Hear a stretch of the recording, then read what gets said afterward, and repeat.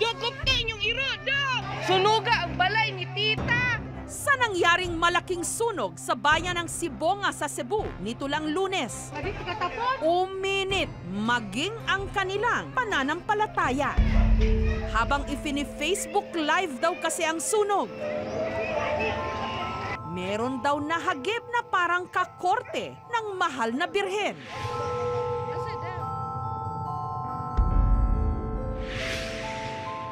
Tingin ko ang Mama Mary to eh. Kasi sa ayos lang niya eh. Siguro inaan niya yung mga tao.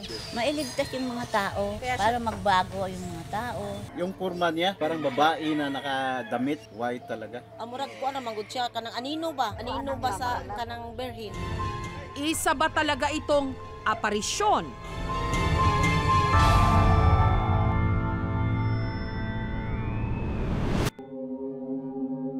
Mag-aalas 6 ng umaga raw noon.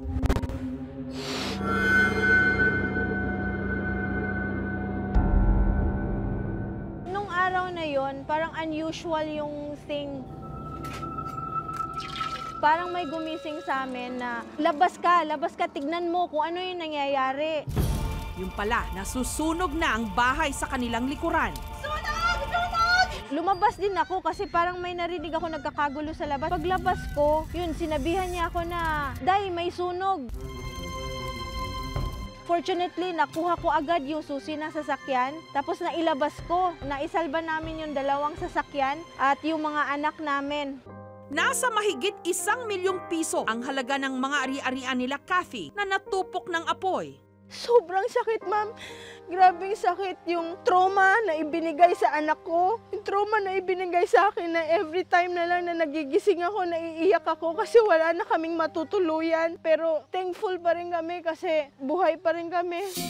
Pero kabilang sa mga iilang naisalba ang imaheng ito ni Mama Mary.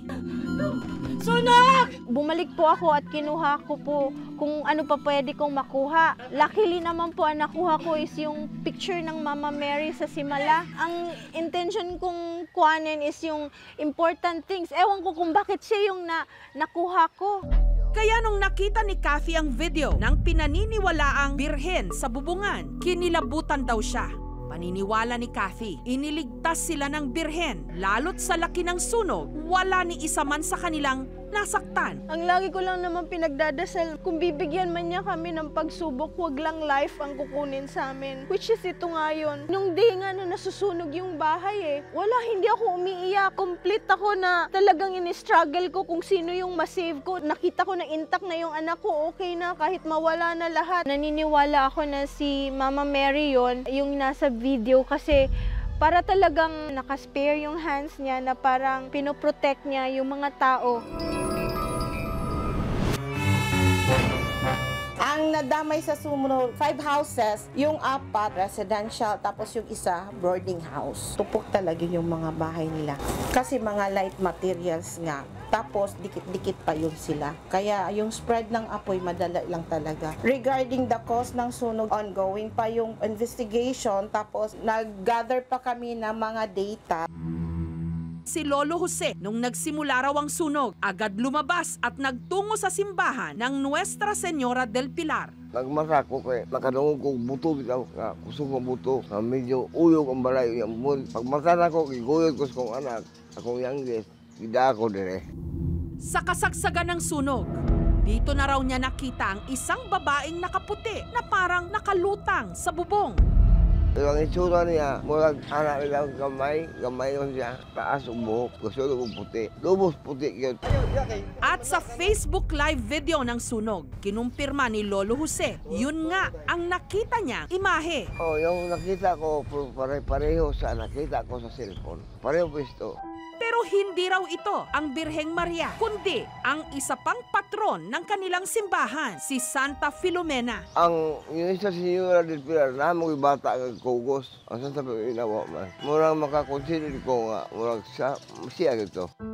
Pansamantalang nakatira ngayon si Lolo Jose sa bakanting lote sa labas ng simbahan na wala man ang mga ari-arian. Naniniwala siyang iniligtas sila ni Santa Filomena. O, habang pinapanood ko yung yung video ng ni-share ng kaibigan ko, may napansin ako ng nakunan niya ng imahe. Imahe talaga para sa akin kay Santa Filomena. Kinakalabutan ako nung nakita ko yun.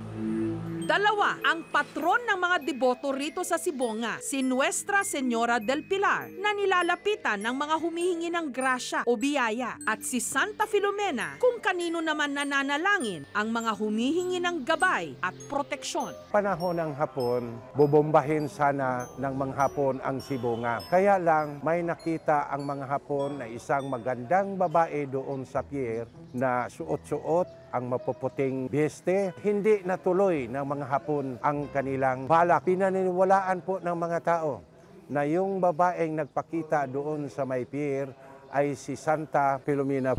Inimbestigahan ng aming team ang di manoy aparisyon sa Facebook Live video. Natagpuan nila ang nag-upload ng video na si M. Litonwa. Ito nag-upload niyan lang? Opo. Bakit niyo po in-upload? Para po malaman ng ibang tao na tungkol sa sunog. Hindi raw napansin ni M na may imahe sa bubong habang siya'y nagfe-Facebook Live. Nagulat na lang daw siya nung nabasa niya ang comments. May nag-message po sa akin na balikan ko daw yung video ko sa part na 11:42 kasi may nakita siya babaeng nakasuot na puti. White lady daw, meron din nagsasabi na si Santa Filomena.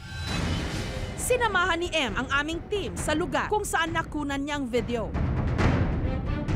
Nung puntahan ng aming team ang bubungan kung saan daw nagpakita ang imahe, nagulat sila sa kanilang nadiskubre. Pinuntahan ko po ulit yung lugar kung saan ako nagla-live. Nung puntahan ng aming team ang bubungan kung saan daw nagpakita ang imahe, nagulat sila sa kanilang nadiskubre. Maraming nagsasabi na Santa Filomena daw yon. Yung iba naman, white lady daw yon. Pero nung tinignan ko, lumabas na ako, tinignan ko yung anggulo kung saan ko kinuha yung video.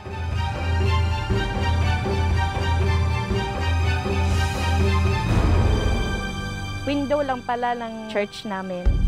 Yung anggulo po niya, kamukha po talaga sa window ng church. Yung window po ng church, colored po siya. Sa video po ay puti kasi alam nyo na malikot yung video. Siguro may araw, may usok, maliwanag siya. Gayunman, naniniwala pa rin ang ibang mga residente na aparisyon nga ang nakunan. Kasi kami yung affected eh. So, na-feel namin yung presence niya.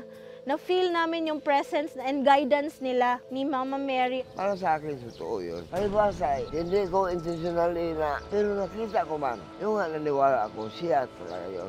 Yun ang papaniwala ko. Iba-iba naman ang paniwala ng bawat tao. Di naman natuhawak ang paniniwala nila. Pag ika-focus mo, bintana. Kung nasa isip mo, bintana siya. Bintana talaga siya sa tingin mo. Pero pag may iba kang kuan nga imahe siya kay mukhang may buhok, kulot-kulot. Naramdaman ko talaga, nandito talaga siya. Nakabantay dito sa Sibonga.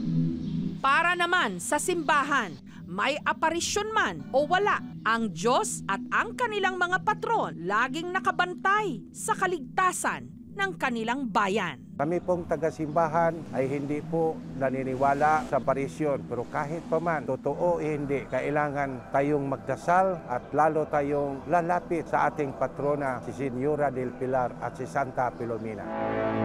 Thank you for watching, mga kapuso. Kung nagustuhan niyo po ang videong ito, subscribe na sa GMA Public Affairs YouTube channel.